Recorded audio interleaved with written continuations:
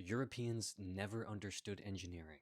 They understood monuments to themselves. They understood props for propaganda. They understood how to stack stone into a crown and call it civilization. But the crown rots when the weather changes, and the only blueprint they ever had was theft.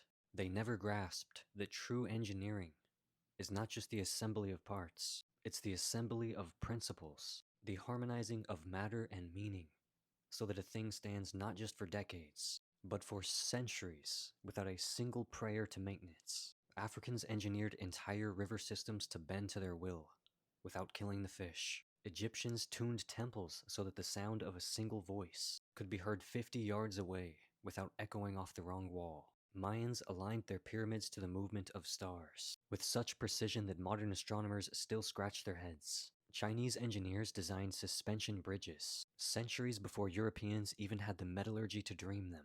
Indian metallurgists forged metal that has resisted rust for over 1600 years. Meanwhile, Europeans were digging trenches through peat bogs, wondering why their buildings sank like bread in soup. They brag about Gothic cathedrals, as if they invented heaven's architecture. But the flying buttress is just them trying to keep their walls from falling over, because they never learned how to distribute weight like the Khmer at Angkor Wat. They tout their industrial revolution like it's a miracle, but all it engineered was coal dust in children's lungs and rivers that caught fire. They see concrete as their innovation, but Rome copied it from older civilizations, and the modern European version crumbles in decades, while ancient mixes from Africa, the Americas, and Asia still stand untouched by erosion.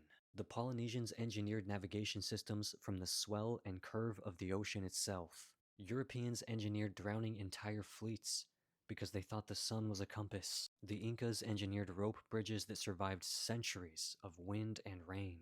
Europeans built iron bridges that collapsed under the weight of their own overestimation. The Yoruba engineered urban planning before urban was a word. Europeans engineered alleyways designed to funnel disease through their slums, because to them, engineering was never about harmony.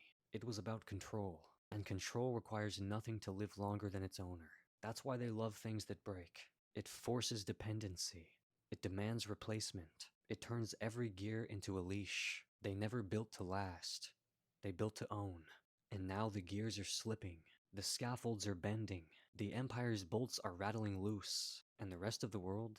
The rest of the world still has blueprints made from memory, math, and respect. When Europe's concrete turns to dust, the bridges of our ancestors will still stand, still carry, still sing.